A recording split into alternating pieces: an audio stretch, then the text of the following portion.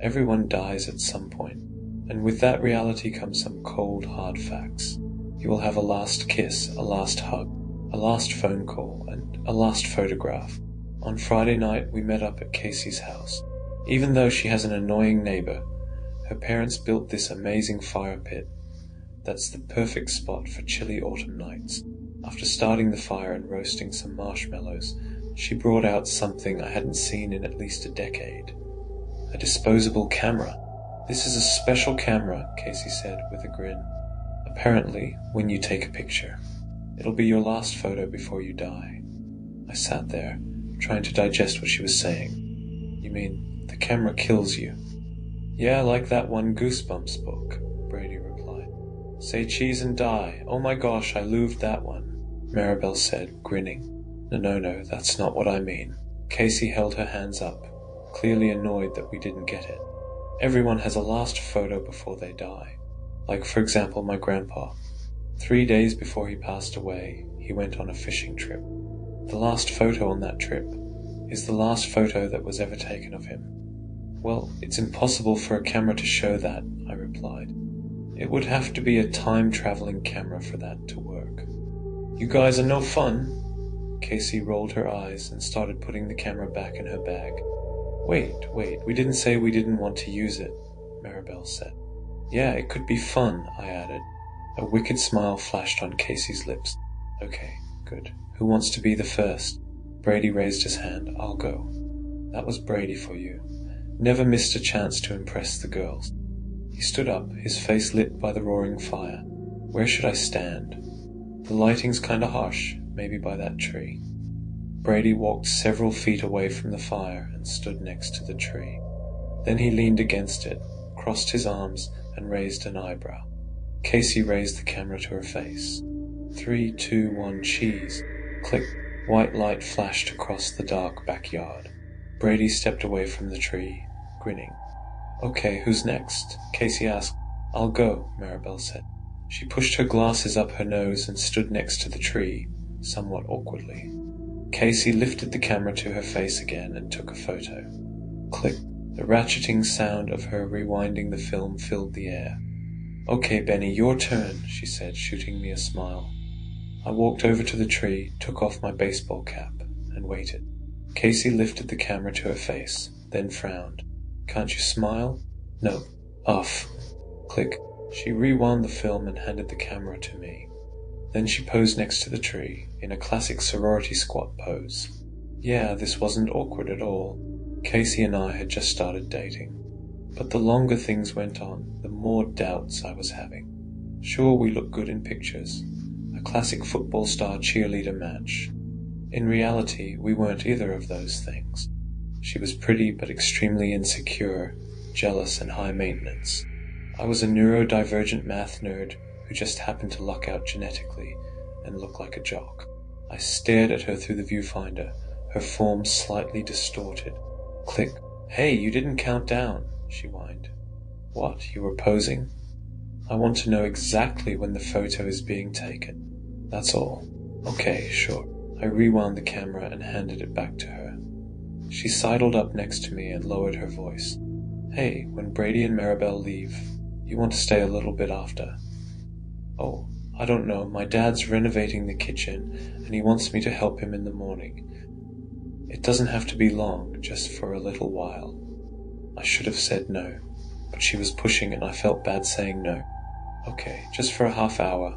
Sounds good to me. We can watch something down in the basement. My parents can't hear a thing down there." "What about your neighbor? He seemed really mad when we were watching V for Vendetta. Said the explosions woke him up. Remember, he was pounding on the glass door and yelling at us?" She rolled her eyes. "So we'll keep the volume down.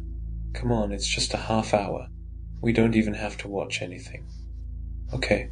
Before I could say more, she grabbed the camera and started towards the fire pit. I followed. "When are you going to get those developed?" Brady asked. "We could go tonight. There's still a 1-hour photo in the CVS on Route 14, Maribel replied. "And we could pick up some snacks." "Wait, seriously? They still develop photos?" Casey asked. My dad uses them for passport photos and other official stuff. So it was decided. The four of us piled into Brady's car and took off into the night. We spent the entire hour hanging out at the store, picking out snacks. Then Casey went up to the counter, grabbed the paper envelope, and led us back out to the car. We piled inside, and Brady turned on the lights. She flicked open the envelope and pulled out the photos. No fucking way. The first photo showed an older man standing on a beach, grey hair dripping wet, blue waves rolling behind him. But with his square jaw and tall build, he looked just like an aged-up Brady. "That's impossible," I said. "Not necessarily," Maribel replied after a pause. "The camera looked like a disposable camera, but it's possible someone put a cheap microchip in there, like a mini Raspberry Pi or something. Then it took our photos and with the help of AI aged them up." "Yeah, but how would the CVS develop them?" I asked. Maybe it was straightforward. Maybe when he opened the camera to get the film, there was a USB stick there instead, loaded up with the images. So he just stuck it in the computer and printed them out. It's weird, but Amazon is full of weird shit like this. I once saw a karaoke machine that used AI to auto-tune everyone as they were singing, in real time. "We could go back inside and ask them," I suggested. "I want to see the rest of the photos first," Casey said, nearly cutting me off. "Where'd you get this camera again?" Maribel asked. A friend gave it to me, and with that vague response she flipped to the next photo. It was a family Christmas photo. Several people standing in front of the tree, happy faces lit by multicolored lights.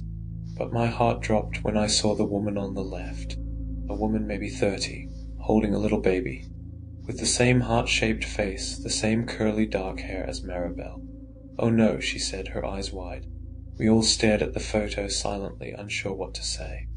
But then I saw it. In the middle of the photo, sitting on the couch, was an old woman. A very old woman, with skin so wrinkled it looked like crepe paper, and hair so white it looked like a tuft of cotton candy on her head. Wire-framed glasses were perched on her nose. "I think that's you." Maribel snatched the photo out of Casey's hands. "Whoa," she whispered, studying it up close. For all her big talk about this being some AI thing, she seemed to take it pretty seriously. As I watched Maribel, I couldn't help but smile. For a second I felt something, a sense of awe as I looked at her face, lighting up with the joy of her family. I'd never looked at Maribel as anything other than a friend. But there was something tugging at my heartstrings now. Not even something I could put into words as a crush or attraction or lust. Just something. A flicker of connection, of emotion, of... "Benny." I glanced at Casey, and then I looked down. In her hands was the photo she'd taken of me. The exact same photo, of me tonight holding my baseball cap, standing next to the tree, not smiling, staring straight ahead, eyes red from the flash. My first thought was the camera had malfunctioned.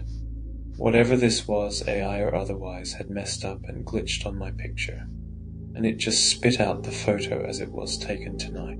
But as Casey, Brady, and Maribel stared at me with horror, I realized.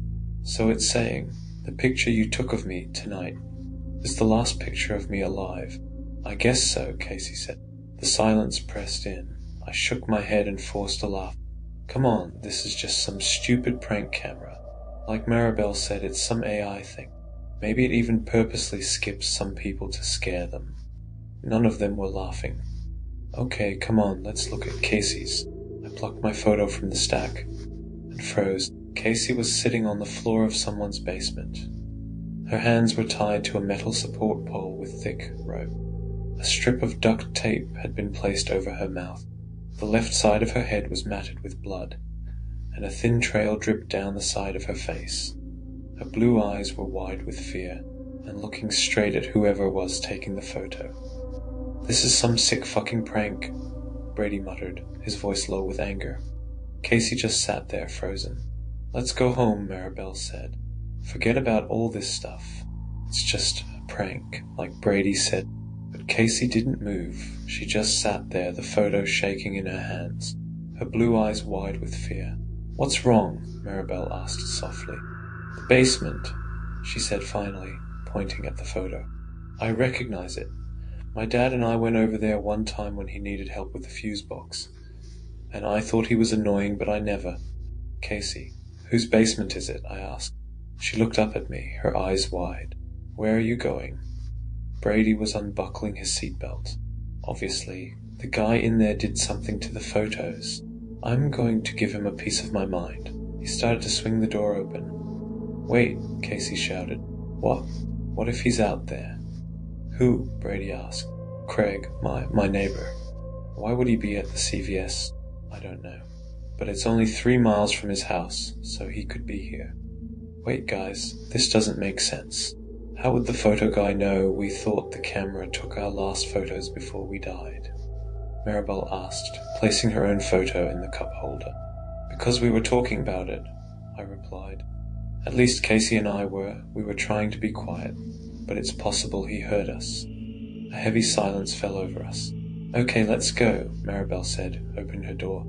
The night was unusually dark. The sliver of a moon hung in the black sky, far above the street lamps of the parking lot. We made our way towards the sliding doors, glowing warm yellow. Brady was probably right. The photo guy certainly had the time. We were in the store for a full hour, waiting for the photos to be developed.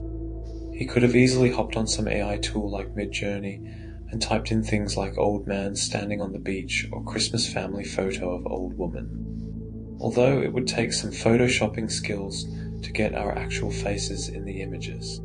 But if he had access to the real photos we took, that was possible. Nobody recognized the photo guy, right? I whispered, right before we stepped inside. No, Brady replied. Maribel and Casey shook heads.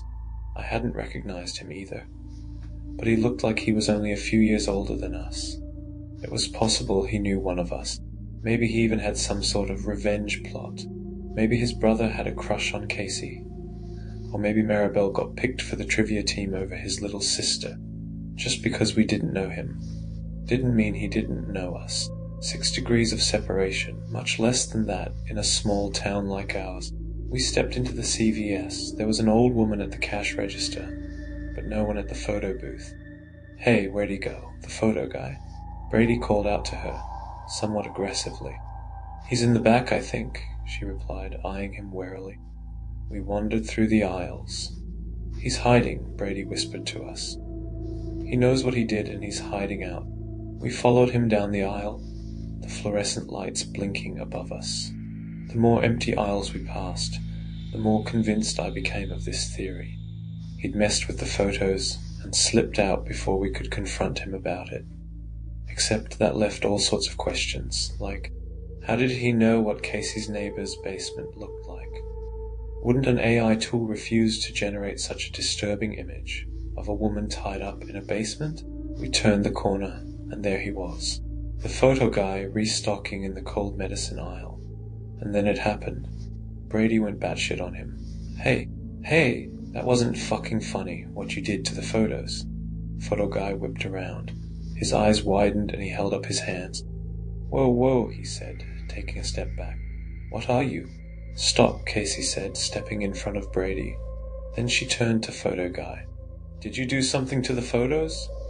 Her tone had an edge to it I'd never heard in it before.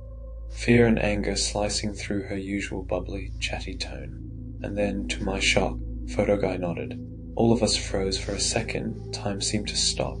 Then Brady started up again. You're a sicko. That was a horrible thing to do, photoshopping Casey, making it look like she was tied up in a basement. Wait, what? Photo guy asked, his eyes widening. Oh, don't deny it, Casey spat. Brady's right, what you did was sick. You're a fucking psycho. No, I did not do that. He shook his head wildly. Look, all I was saying is that I messed up your photo job. Okay? Earlier today I spilled some coke on the machine, and when your photos came out, they were all warped and weird and stuff. That happens if water gets inside the machine. And I already threw out the negatives, so I couldn't reprint them. That's all. He held up his hands in surrender. So you didn't edit a photo to show Casey, I said, gesturing to her. Tied up in a basement? His expression told me the answer. No, wait, all the photos were messed up, I asked. Yeah, I think so. We didn't get any photos that were messed up, right? I turned to Casey. She shook her head. Photo guy shrugged. I don't know, guys. I'm just telling you what happened. Was there anything wrong with the camera? Like a Raspberry Pi inside it or anything? Maribel asked. A Raspberry Pi? His face scrunched up as he glanced between us. Like a microchip, a computer. Anything. He shook his head. It looked just like a normal disposable camera to me, although I haven't seen one of those in years. An awkward silence fell on the five of us. Thanks, sorry for bothering you, Maribel said finally, starting back down the aisle. The three of us followed her towards the front of the store. We got back to the car without a word. Brady and Maribel in the front, Casey and I in the back. I stared at the dark parking lot ahead, my heart pounding in my ears. Maribel fidgeted with her photo in the cup holder. Brady dug in his pocket for the keys. Casey kept her back to me, staring out her window. The car rumbled to life underneath us. Where are we going? I asked. My house, Brady replied. My mom won't care. You and Casey can take the spare room and Maribel can be on the pull-out sofa. I glanced at Casey. She didn't turn around. Fine with me, Maribel replied. Brady started pulling out of the parking space. Wait, Casey said suddenly. The three of us turned to her. We should take a photo of Benny. Then that isn't his last photo alive, and the camera is wrong. Brady let out a laugh. You're saying you actually believe this shit? She scrunched her face at him. Come on, let's just do it, okay? Fine with me, I replied. Casey turned to me, holding her phone up. I stared at the black camera glinting in the light, staring at me. She raised her hand, her finger shaking over the screen. Okay, 3, 2, 1. Click. A fake shutter sound filled the car, but as she stared at the phone screen, her eyes widened. Wait, what? She whispered. My heart dropped. The camera app just, quit out. Hang on. She tapped at the screen. Click. Her eyebrows furrowed. It quit out again. Let me try. Maribel pulled out her phone and pointed it at me. Click. Her smile dropped. She glanced at her phone, then back at me. Mine just did the same thing, she said. It just quit out as soon as I took the picture. That's 'cause both of you have crappy iPhone 10s or whatever, Brady said. He reached into his pocket and pulled out his phone, one of the sleek, new Motorola phones that folded up. He lifted it and pointed it at me. The bright white of a flash filled the car. As my eyes readjusted to the darkness, I saw Brady's face. His eyes were wide as he stared at the screen. No, that doesn't even make sense, he muttered to himself, tapping at the screen. What? I asked. He slowly turned the phone around so I could see. All the blood drained out of my face. The photo simply showed the empty back seat of the car. Where I should have been sitting, it was just empty. What does that mean? I'm like a ghost, I said with a forced laugh, but inside my heart was pounding like a jackrabbit's, thrumming inside my ears. Let's get out of here. Brady threw the car in reverse. He backed out of the parking space and sped towards the exit. We flew down the main road through town, passing the little shops lined up, the tea place, the bagel shop. In the darkness, I felt a hand curl around mine. I tore my eyes away from the window and found Casey staring at me. Her hand was tight around mine, ice cold. Guilt stabbed through me. I slowly pulled my hand away. What? I couldn't break up with her here in the car. Right now, could I? I shoved my hands in my pockets. Sorry, my hands are really cold. I'll warm them up. No, your hands are cold too. Colder than mine, actually. Maribel turned around. What's up? Casey glared at me. Then she turned to Maribel. Nothing, she muttered. Then she crossed her arms and stared out the window, not even glancing in my direction for the entire rest of the drive. 10 minutes later, we were pulling into Brady's driveway. He shut off the car and the inside lights came on. I squinted in the sudden brightness. Casey was motionless like a statue, still sulking and staring out the window.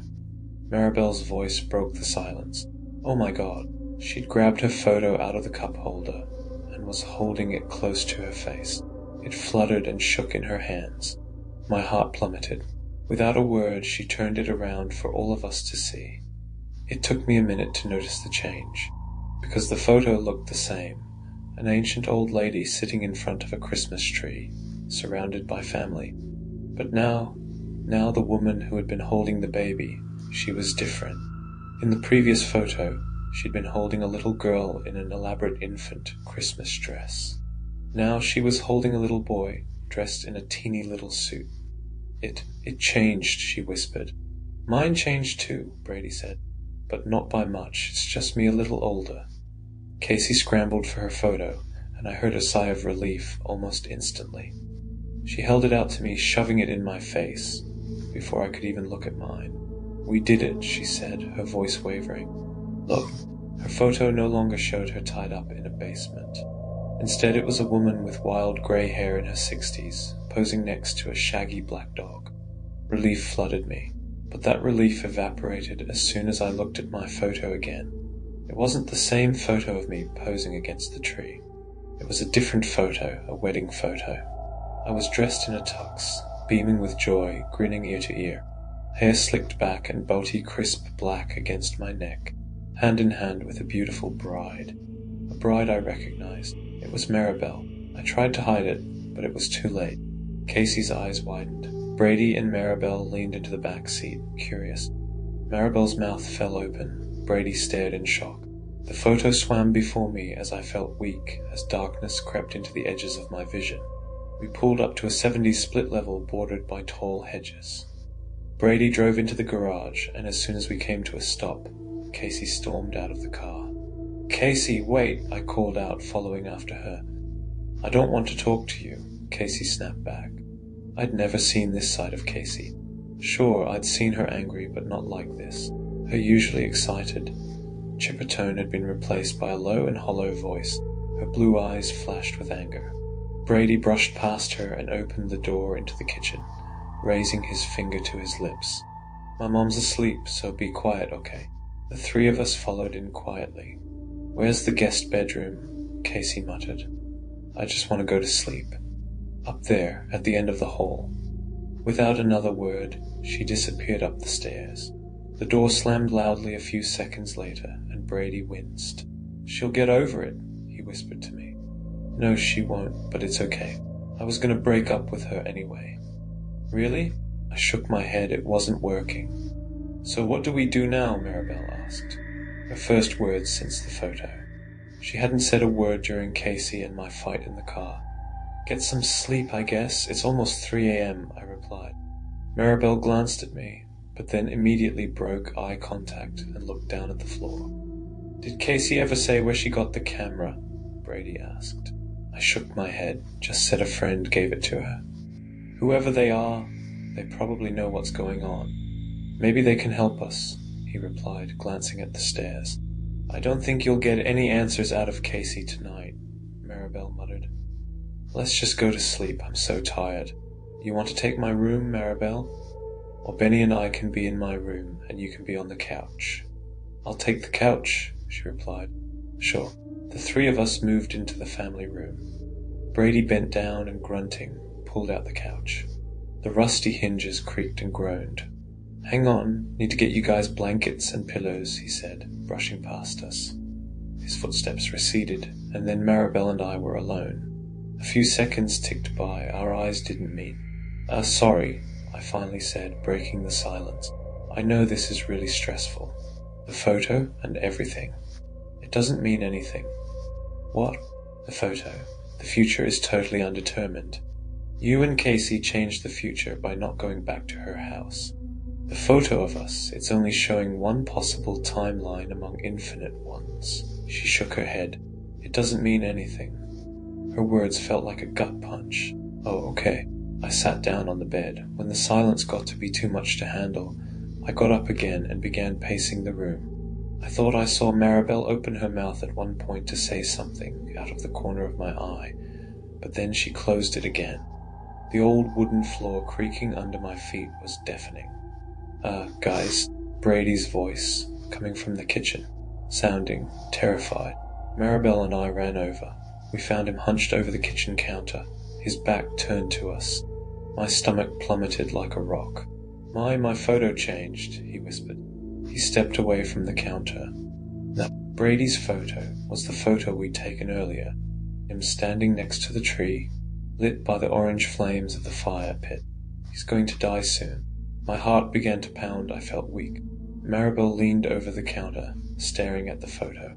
But I backed away. I reached into my pocket and pulled out my own photo, holding it up to my face. No, it had changed too. It was also me standing next to the tree. Maribel's mouth dropped open. No, no, no, no. She scrambled back into the family room. I heard the loud zip of her purse, and then she ran out of the darkness, breathless. Mine changed too. So we all die together? I asked, my voice shaking. Maybe he comes here, Maribel said. Maybe Casey's neighbor followed us here and is going to murder us all. Brady, did you lock everything? I think so, he replied, his voice weak. Check the back door, she said, as she raced to the front. I ran over to the sliding glass door and tugged on it. Locked.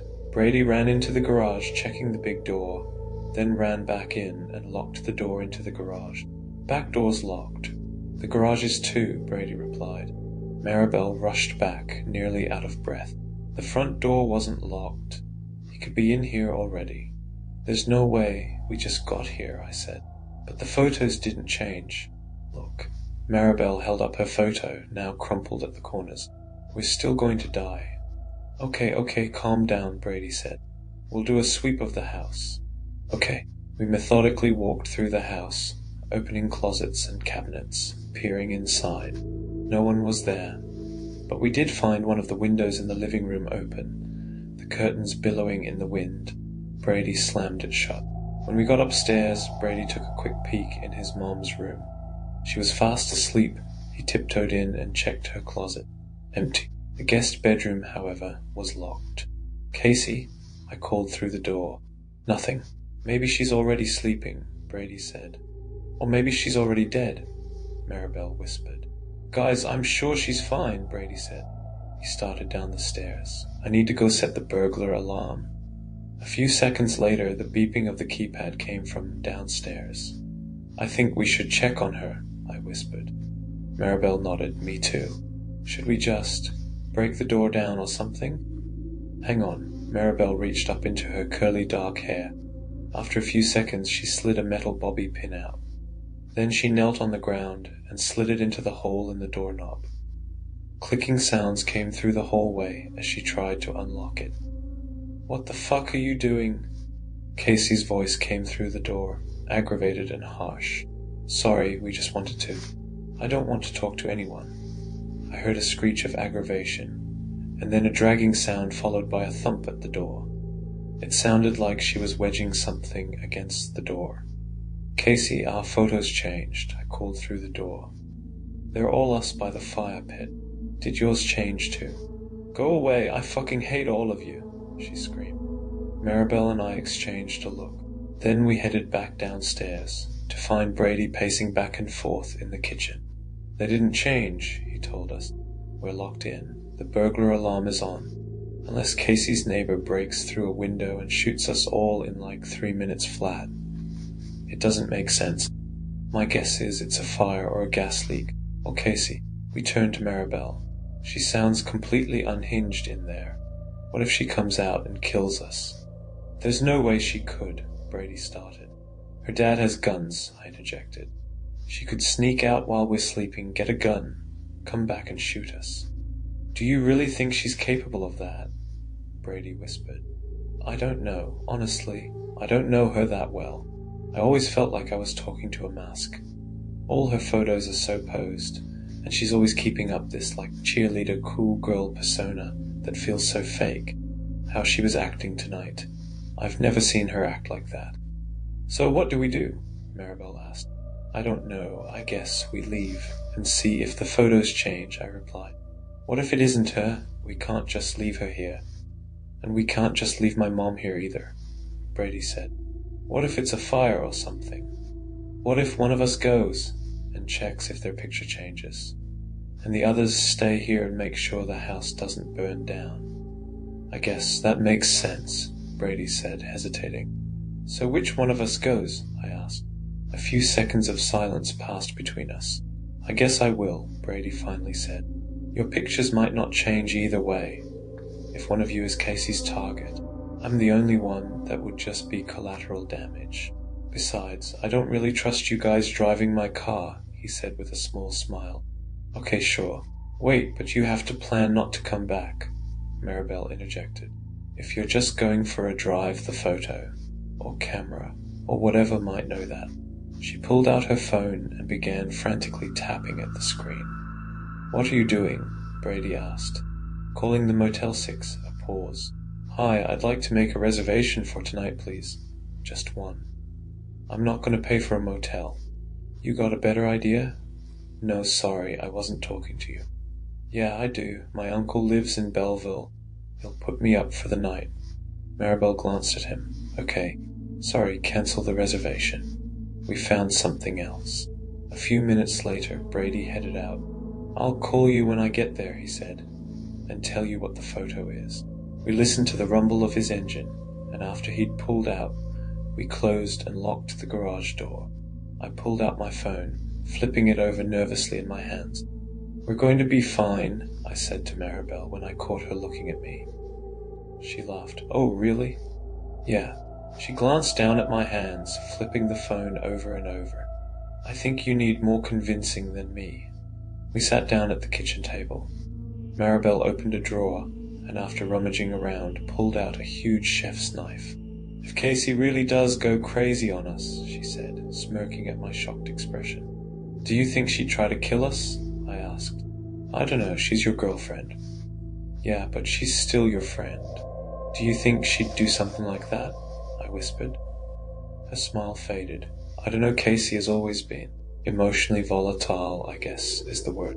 Like, one time we were swapping dresses, and I tried on this one dress that, I don't know, was very special to her for some reason, I guess. And she flipped out at me, like screaming at me, calling me a bitch, the works. I'd be furious at her, except she went completely back to normal as soon as I gave it back.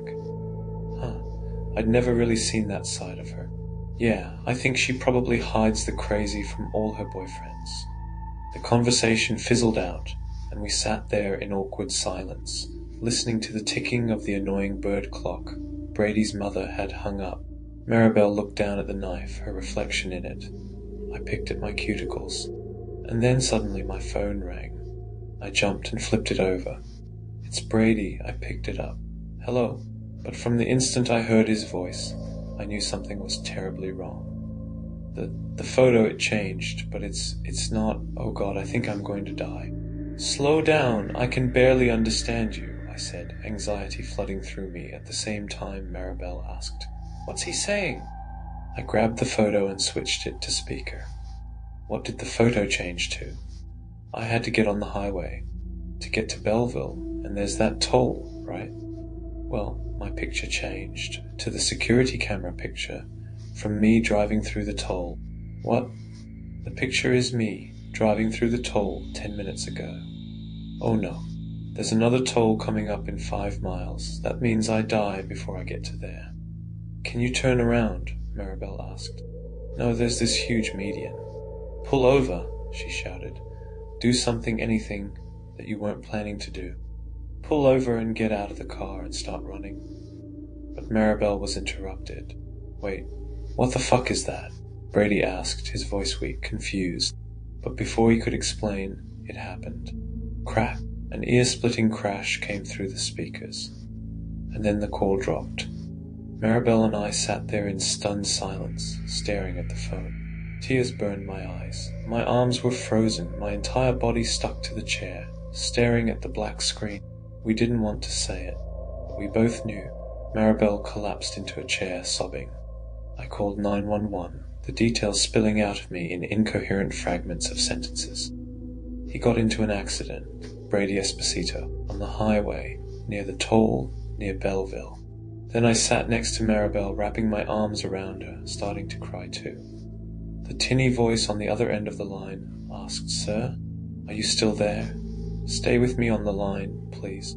But I couldn't pick it up. Couldn't do anything but hold Maribel and cry. This can't be real. It's just a stupid photo. Maybe he didn't die. Maybe he's okay. But I knew, deep down, I knew he was dead.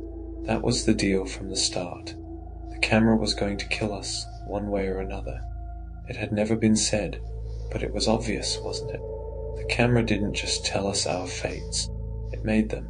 And Casey had willingly brought it to us, taken pictures of all of us.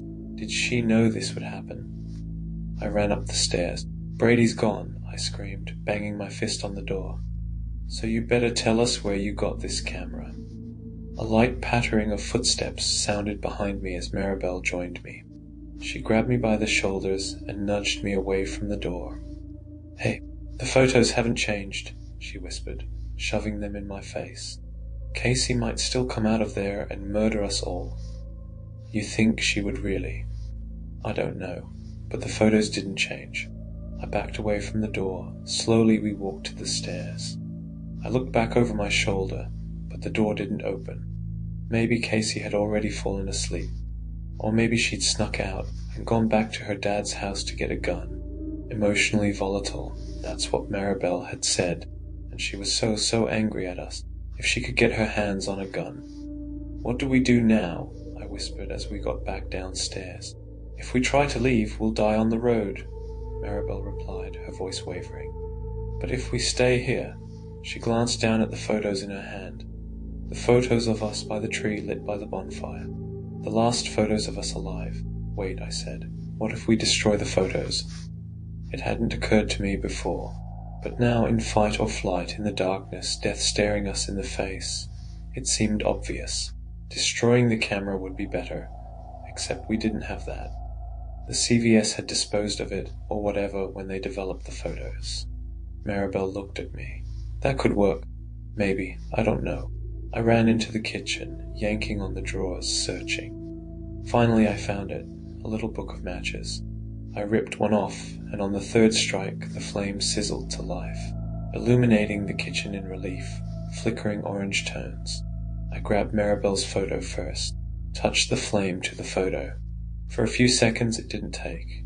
The glossy photo paper seemed to repel it almost. "Come on," I muttered, holding both the match and the photo as still as I could in my shaking hands. The flame finally caught. The corner of the photo began to curl up, the base of the tree distorting as if it were melting. My heart pounded faster, something like hope bloomed in my chest. And then Maribel screamed. She fell to the ground and began thrashing on the floor, screaming, shrieking in pain. "Maribel, what?" I started, but then I stared at the photo. The flame distorting the lines of color, turning it to ash. I raced to the sink. It extinguished with a hiss, and immediately her screams quieted. I dropped to the floor next to her. Tears streamed down her cheeks as she looked up at me. It hurt so much, she choked out, blinking away more tears. Thumps sounded on the stairs. First Casey burst into the kitchen, her hair wild, her eyes wide, then Brady's mom behind her. "What's going on?" Mrs. Esposito asked, rushing over to us. "Is everyone okay?" My heart sunk. Brady was in an accident. I don't think he made it. The photos changed again. As we sped down the highway in the back seat of Mrs. Esposito's car, they changed. I'd been staring at my photo the entire ride, expecting it to change to CCTV footage of us on the highway at any second. The inside of the car was dark, but I could see it every time we passed underneath a street lamp, lit in the orange halogen glow, on then off, like a monster lit by a strobe light in a haunted house. As we passed over the next street lamp, it was no longer the photo of me against the tree.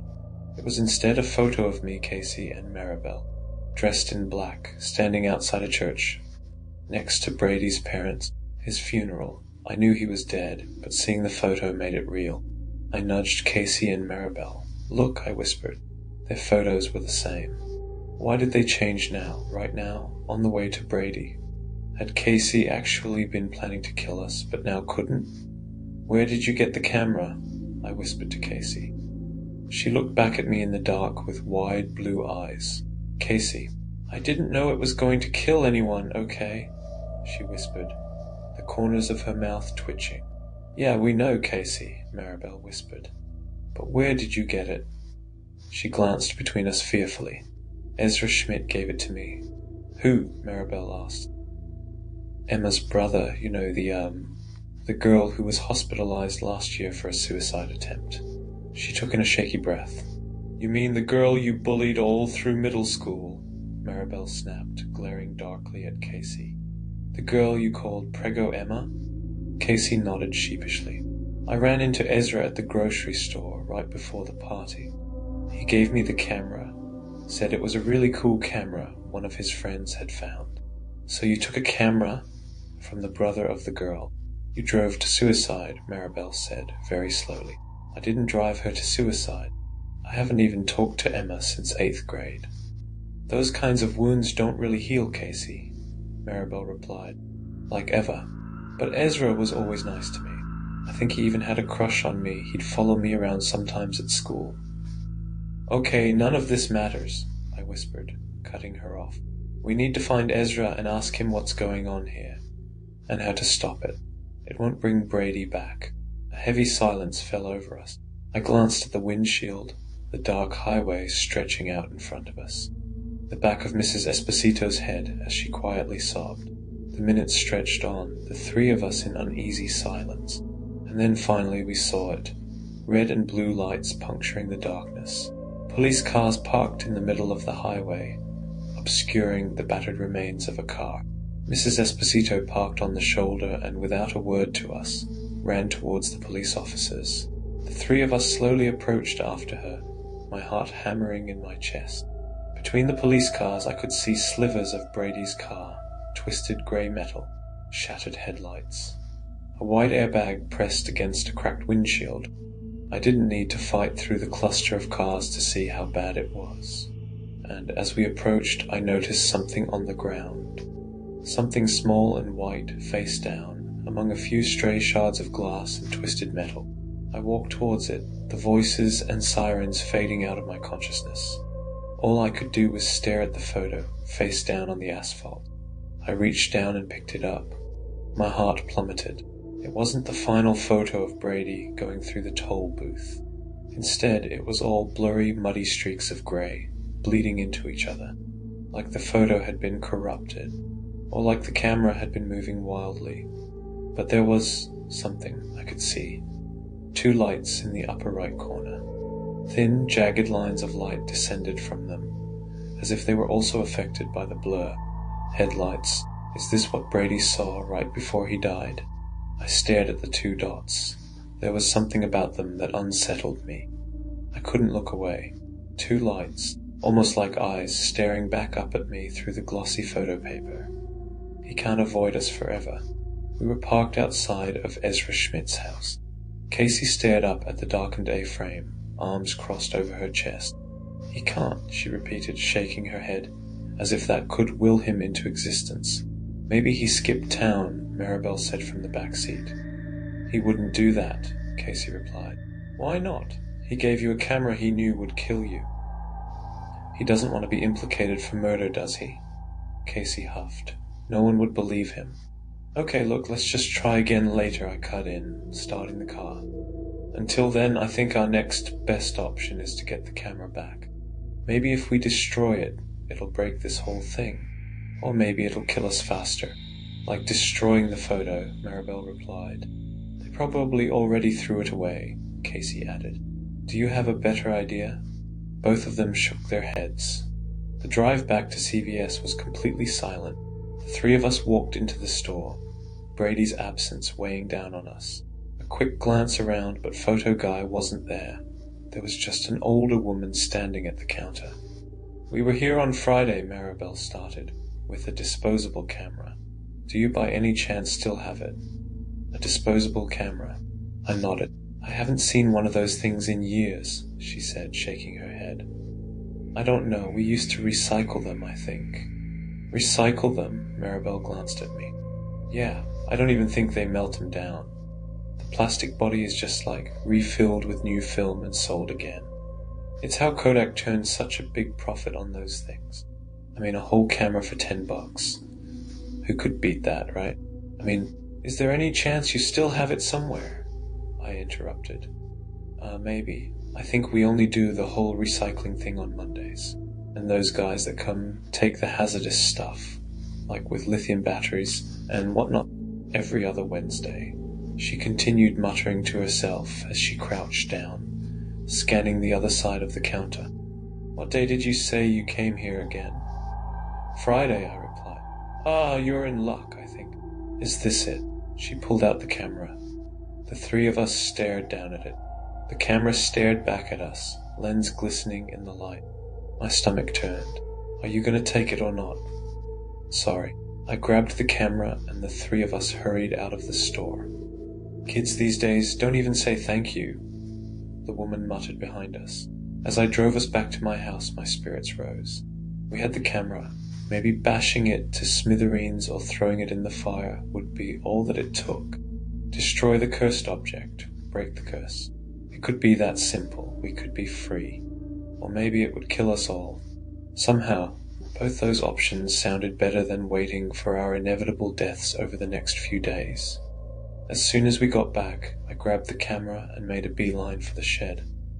My dad had everything in there: hammers, mallets, a circular saw, everything we could possibly need to destroy this thing. Casey and Maribel followed after me. I grabbed a hammer, hefting it in my hands. "I think we should destroy it. That's my vote." Maribel and Casey glanced at each other. "When you burned the photo, it was burning me," Maribel said, starting to pace. "This thing, the photos at least, almost act like some sort of voodoo doll. If you destroy it, how do you know it won't kill us all instantly?" "I don't, but saving us or dying instantly both sound better than waiting around to die." I turned to Casey. "What about you?" She chewed on one of her Malibu pink fingernails. I don't know. I guess we gotta try destroying it. We're all gonna die anyway, right?" 2-1, I told Maribel. "Sorry." She crossed her arms. I grabbed 3 pairs of safety glasses off the wall and handed them out. Casey raised an eyebrow at me. "Safety glasses, really? If we survive this thing, do you want to be blind?" "No, but they look so stupid." She put them on, grimacing. "Yuck." Maribel rolled her eyes, then replaced her own glasses with the safety ones. She gave me a hesitant thumbs up. I positioned the camera in the center of the work table. Then I raised the hammer. In the lens, I could see my tiny reflection, distorted by the spherical lens like a fisheye view. Eyes wide, the hammer raised high above my head. I took a deep breath, and then I brought the hammer down. Thump, a direct hit. And yet, the camera didn't have the slightest dent in it. Shit, I raised the hammer again.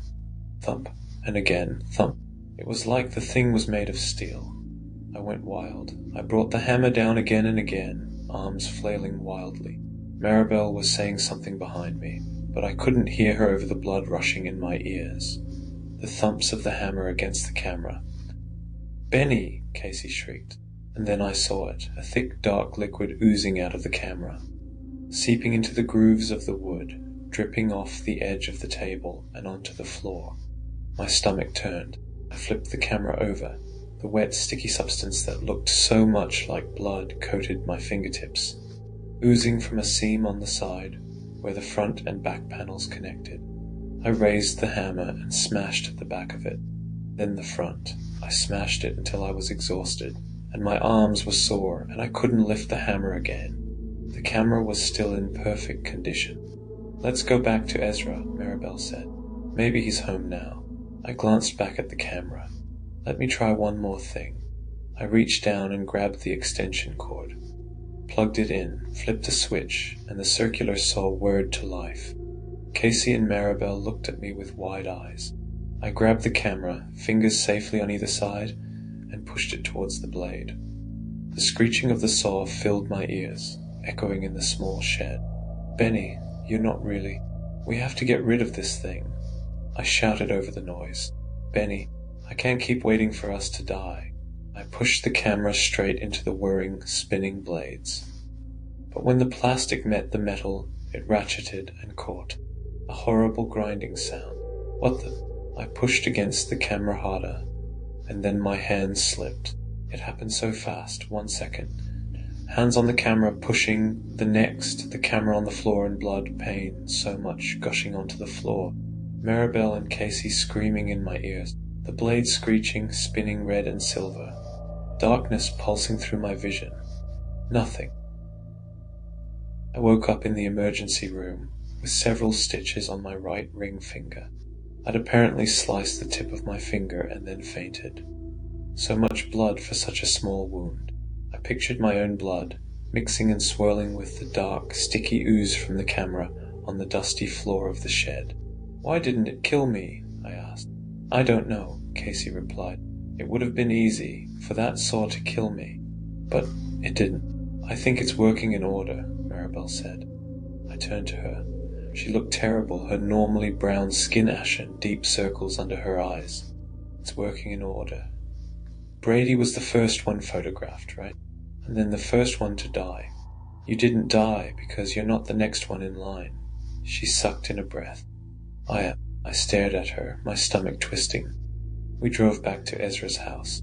It was still empty, so it was stakeout time. Maribel napped in the back seat while we picked up Thai food and then settled in front of Ezra's house, eating for what felt like the first time in days. As it turned out, we didn't have to wait long. Only an hour later, a beat-up green sedan pulled into the driveway. He was home. Casey woke Maribel while I wiped my hands and bagged up the trash. What's that smell?" Maribel asked, waving her hand. "We got Thai while you were sleeping," I replied. She scowled at us. "Anyway, Ezra's home. Any ideas how to handle him?" I asked. "Well, I think Casey should wait in the car," she replied. "If he sees her, he's going to know why we're here." "Good idea. And I think I have an idea of what to say," she said, swinging her door open. "Follow my lead." Maribel and I walked up the steps. The house was in complete disrepair. Cracks lined the walkway, and an old wind chime fluttered in the breeze, softly tinkling. However, they weren't lax about security. A sleek ring camera had been installed, staring blankly up at us. Maribel raised her hand to knock. Muffled footsteps came from inside, and then the door creaked open. A disheveled short guy with messy dark hair peered up at us. "Can I help you?" Ezra was only a few years older than us, but he looked like he was a decade older, from the deep circles under his eyes and the stubble on his jaw. "Yeah," Maribel replied. "I'm Maribel and he's Benny. We're seniors at Lakewood High School. Can we come in for a second?" His eyes darted between us, and then a flicker of recognition as he stared at Maribel. "I've seen you before. You're in marching band, right?" She nodded, smiling. "Can we come in?" His eyes narrowed. "Why, you guys Jehovah's Witnesses now or something?" "We're interviewing alumni," Maribel cut in, her voice filled with fake confidence. I never knew Maribel had any acting skills, but I guess survival instincts had taken over, because she was completely convincing. "We're doing this whole project where the seniors are interviewing alumni to get an idea of what the real life looks like after high school. It's like a whole thing." Pause, and then Ezra stepped aside. "Okay, what the hell? Come on in." I got a few minutes. We stepped past him into a small, messy living room. Piles of mail, stacks of boxes, dirty dishes on the coffee table. The door clicked shut. "Sorry about the mess," Ezra started. "What's the story with the camera you gave Casey?" Maribel asked. Ezra paled, and then he ran for the door. Time stood still. I stood, frozen in shock, one part of my brain screaming to move and tackle him, the other part terrified. Thankfully, Maribel was faster. She immediately leapt at him and tackled him to the floor. "Don't just stand there." I ran over and grabbed shoulders, keeping him pinned to the ground. "Brady is dead because of you," Maribel growled in his face. His eyes went wide. "Who?" "The camera killed him, and now it's going to kill all of us," I shouted. "No, I don't want you guys to die.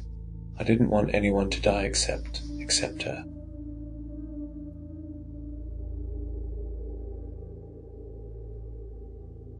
He pointed a shaking finger behind us. I turned around to see Casey standing there in the open doorway, arms crossed. "Thanks a lot," she muttered. "Do you know what Emma has gone through because of you?" He shouted. He tried to get up. I struggled to keep him down. She had to drop out of college. She can't even play soccer anymore. Her coordination's all fucked up. She will never be the same, but you don't even care, do you? She was just another person you could tear down and fuck up, because that's the only thing you can do. It was middle school, okay? Everyone's mean in middle school. Casey shouted back. Emma wasn't, he growled, and neither was Brady or Benny or me. So why do we have to die, huh? Maribel asked, leaning in so close I could see her spit flying onto his face. Ezra looked back at us, the anger fading from his face. I'm sorry. I really am. I thought she would just use the camera for selfies. Like the vain bitch she is, he suddenly shouted, looking back at her. And then she would die. I never thought she would bring anyone else into it. Yeah, but you had to realize she'd probably take other pictures. She's not going to take 20 selfies in a row, I said. He narrowed his eyes at me. There was only one photo left on the camera. Maribel glanced at me. It took a photo of each of us. All 4 of us, there was more than one photo. His face dropped. Tell us how to stop it. We promise we won't turn you into the police or anything. They wouldn't believe us, anyway. Maribel's voice began to shake. Tell us, please, but Casey still needs to die. But Maribel and I don't, I shouted. So tell us how to stop it. He shook his head. Look, I'm sorry for what I did, okay? Casey said, stepping towards us. I was really insecure back then, and I wasn't just mean to Emma. I was mean to everyone except Avery and Maya. It wasn't like I was singling out your sister. I'm sorry, I am. You wouldn't be apologizing if your life didn't depend on it, Ezra spat. Maribel's going to die next, Ezra. Are you really going to let her die? Or are you going to tell us how to stop it? I asked. Ezra glanced at me, then sighed. I don't know, okay? I got it online. Someone posted it on this online forum for supernatural stuff. I didn't even believe it at first myself. But then I took some pictures of Anne's bugs, and they curled up and died. But I don't know how to stop it. I don't. You're lying, I snapped. I'm not. I swear I'm not. I think we need more than that, Casey said behind us in a dark, gravelly voice I barely recognized as her own. I turned around to see her reaching into her bag and pulling out something shiny and black, the ratcheting sound of plastic gears fighting against each other. Oh no, Casey. Click. Ezra froze. No, he said weakly. No, you didn't. Casey took a step back, her face stone cold. Now you're in this too. So let me ask you again. How do we stop this thing? Ezra paused, and for a horrifying moment I thought she'd just killed an innocent man. But then he spoke. Take a photo of the camera itself, he replied. Set it up in front of a mirror. Make sure you're not in the photo. The camera will self-destruct, kill itself, if it's the only living thing in the photo. The camera is alive, Maribel asked weakly. The dark blood spilling out onto the work table flashed through my mind. Ezra nodded. But he told me there will be consequences for whoever destroys the camera. The curse itself will be gone, but there will be other things. What other things? I asked. I don't know, he didn't tell me. His eyes fell on Casey. I swear this time he didn't tell me. We dragged a stool into the bathroom upstairs. That's where the camera would sit, facing the mirror. The only problem now was pressing the button. There was no timer on the camera, so if we couldn't be in the picture, we had to do it with something non-living. A stick, maybe, something, anything. I was tearing through my closet when Maribel interrupted me. Benny? I turned around. Maribel was standing in the doorway, holding up her photo. I stepped closer. It had changed. It was now a grainy black and white photo. Standing on a porch with her arms crossed, face slightly distorted by a fisheye lens. It was the photo from Ezra's Ring camera, taken less than an hour ago. No, we were running out of time. She could die any minute, any second. We need to get you somewhere safe, I said, grabbing her arm and pulling her out into the hallway. I don't. Brandon's room. My older brother's room had been cleared out for a year now. He was living in California for 5 years now with his boyfriend, and my parents were all too happy to remove every trace of him from the house. Only a dusty dresser sat in the corner, which could kill her if it fell on her. I pulled her towards the closet. It was completely empty, except for some wire shelves that were too light to cause any damage. Stay here until we get the picture, I said. I'm kinda claustrophobic. It'll only be like 10 minutes. You'll be safe. I started for the door. Benny, wait. I turned around. Maribel stood there, eyes red, tears rolling down her cheeks. She reached out and grabbed my hand, and then, without a word, she wrapped her arms around me in a hug, pulled back and reached up and kissed me. For that single instant, it was just the two of us. No death, no camera, nothing. The entire universe could be crumbling, and it wouldn't matter.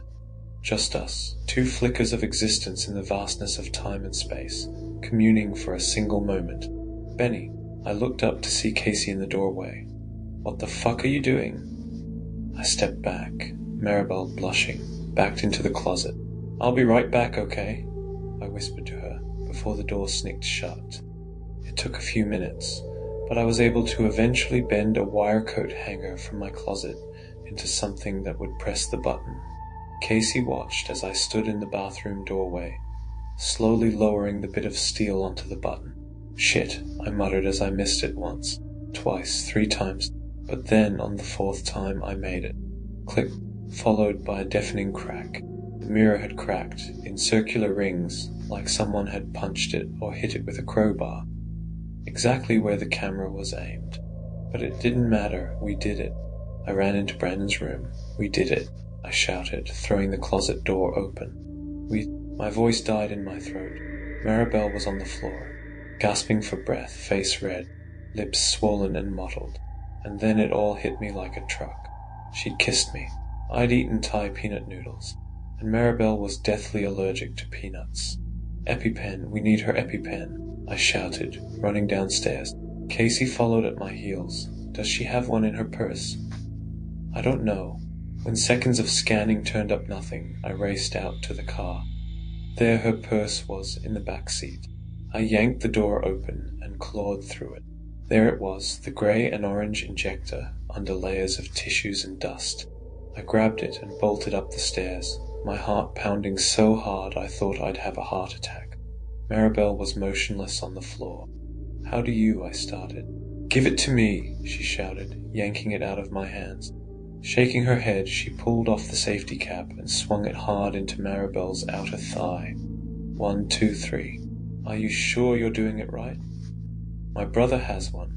I pulled out my phone and called 911. Maribel remained motionless on the floor. I ran over to her, pressing my fingers to her neck for a pulse. It sounded weak. I backed up, breathing hard, black dots dancing in my vision. And then I saw it. Maribel's photo, lying on the floor of the closet. No. It hadn't changed. Even though we'd destroyed the camera, it hadn't changed. It still showed her on Ezra's porch. It didn't change, I said, shoving the photo in Casey's face. Maybe the photos, maybe they stay like that after the camera's broken, Casey replied. She didn't sound convinced. It doesn't mean she's going to die. Or maybe we were too late. We destroyed it. After the allergic reaction started. Casey didn't reply. Sirens pierced the air, and then chaos. EMTs charging up the stairs, bursting into the bedroom. I watched as they worked on Maribel, checking her pulse, propping her up off the floor. And then the words I'd been waiting to hear.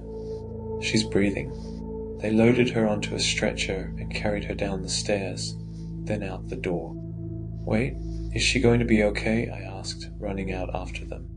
Honestly, I don't know. We have to get her to the hospital, the EMT told me. I followed him towards the ambulance, but he held a hand up. Are you family? He asked. No. Sorry, kid. He jumped in the back and closed the doors. And that was it. Then the ambulance careened back into the street, lights flashing, siren wailing, and then silence. I stood there frozen. She's not going to make it. We were too late. Her last photograph may have been the one on Ezra's porch, but the image that would be burned into my brain forever was this one. Her lying in the back of the ambulance, eyes closed, head twisted to the side, patchy red blotches all over her face and neck. Everyone dies at some point, even the person you're in love with. And with that reality comes some cold, hard facts. You will have a last kiss, a last hug, a last phone call, and a last time you ever see that person alive.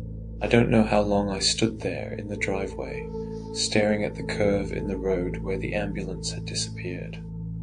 But then suddenly, Casey was tugging me back. Come on, she said. We need to make sure the camera was destroyed. If it was, maybe the curse is broken. I followed her back into the house, my stomach twisting as we climbed the stairs. We made our way down the dark hallway to the second-floor bathroom. Light spilled out from the skylight, but I still couldn't see the camera, just the shattered mirror. I forced myself to walk faster, and then I saw it. The camera was on the floor. It looked as if it had been exploded from the inside. Underneath its remains, seeping into the tile floor, was a pool of dark, thick liquid that resembled blood. The same stuff that had come out of the camera in the shed when I'd first tried to destroy it. My stomach turned. It seemed too easy. Just take the photo of itself and that's it. Besides, Ezra said there would be consequences, right? For the person who made the camera self-destruct. We should check our photos just to be really sure, Casey said, heading back downstairs. Mine's in my purse. I listened to her go. Then I went into my bedroom. I'd left the photo tucked between a few books in my bookshelf. Between Fermat's Enigma and Mr. Tompkins in paperback, I eased out the photograph. It was creased slightly now, dented and warped. I flipped it over. I don't know what I expected. Maybe a blank page, maybe complete darkness. A photo of nothing. Maybe the same image as before. Or maybe a glitchy photo of melting warped colors like the photo guy at CVS had described. Either way, I hadn't expected this. The photo had changed. It showed me standing on the Ezra's porch. It matched Maribel's. I swallowed, my throat dry. If the camera was killing us in order, and my last photo was now the porch photo, that proved that Maribel was going to die at any second. And then the camera was going to move on to me immediately. There were security cameras in the hospital, for example.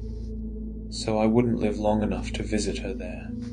Cameras at a funeral, too. Security cameras at tolls, at stoplights, at stores. You can't go very long without being surveilled. She was going to die any minute, and I'd be right after her. The photo shook in my hands as my fingers trembled. The creak of a floorboard sounded behind me. I turned around to say, Casey standing in the doorway. Hey, I said, not knowing what else to say. I held up the photo. It changed. I'm next. Mine changed too, she replied in a small voice. What too? She didn't reply. She just stood in the doorway, unmoving, her lower lip trembling. Casey, it works in order, right? And I'm last because I was photographed last, she asked. But her voice was different, an edge to it, an undercurrent of panic, of fear, of something. Yeah, I replied, but Maribel's probably still alive. She only left in the ambulance a few minutes ago. She took another step into the room, standing unnaturally straight, eye contact unwavering. If we changed the order, if someone else died before Maribel, we'd break the curse. My heart sank as the pieces slowly fit together in my mind. What exactly are you getting at? I'm sorry, she replied, and then she lunged at me. Metal glinted. She was holding my mom's chef knife in the air, bringing it down towards me. Casey, I screamed. I grabbed her wrist and locked my arm, using all my strength to keep her back. God, she was strong for a 120-pound cheerleader. The silver blade shivered in the air. What are you? If you die before Maribel, it'll screw up the order. The camera will be proven wrong, she said through gritted teeth. And then I won't die. You don't even know if that's true. I'm willing to try. With a gasp, she yanked her hand back.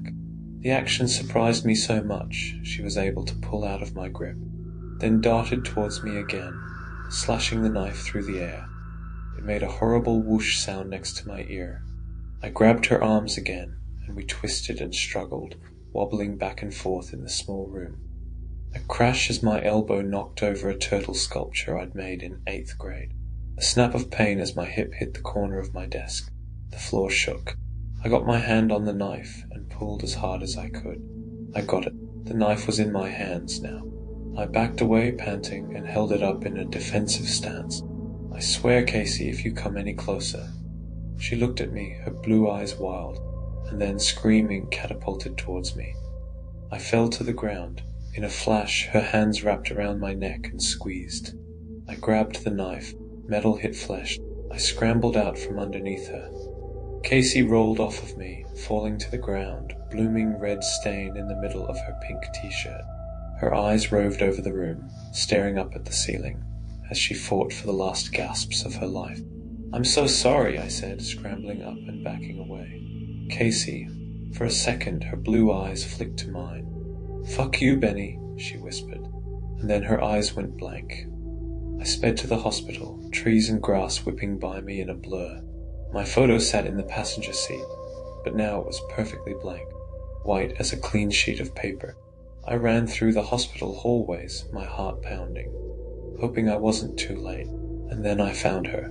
Maribel lay in a hospital bed, her normally light brown skin tinged ashy grey. Her parents sat next to her, stone-faced, holding her hand. "Is she?" Her mother glanced up at me. "The doctor says she'll be okay," she said, her voice hoarse. But it was a close call, a very close call. I approached her. Her face looked so peaceful, eyes closed, dark curls splayed out over the pillow. I reached for her hand, then thought better of it. Who knew what microscopic particles were still on my hands, jump-starting the reaction again. Instead, I kept my distance, just watching her, letting this image overwrite the one of her in the ambulance, motionless on a stretcher, as paramedics frantically worked around her. Was Casey right? Changing the order? Proving the camera wrong? Was that all it took to break free? I left after a few minutes from Maribel's parents' stares. I don't think I was particularly welcome there. I walked out of the hospital, my heart soaring. A faint drizzle of rain began to fall, dark clouds gathering overhead. I got in the car, slammed the door, and picked up the photo for the last time. Just a piece of paper. I took a deep breath and ripped it straight in two. Then I started the car and pulled back onto the road. I knew I had a long way ahead of me. The police would be at my house by now, finding Casey's body. It would be hard to prove that I killed a woman a foot shorter than me in self-defense. But Maribel was alive, she would be okay. And somehow that was all that mattered. Maybe that's what Ezra was talking about, when he said whoever destroyed the camera would face consequences. Maybe the layers of fate and destiny all pull towards you like a magnet, lining things up so that you won't ever be free. Not really. Just as the camera orchestrates the deaths of those it photographs, it also lines up a plot of revenge on the person who destroyed it. But it didn't matter. The curse was broken, and the camera wouldn't hurt anyone ever again. When I reached the highway, I pulled down the window and let the two pieces of photograph flutter away into the wind.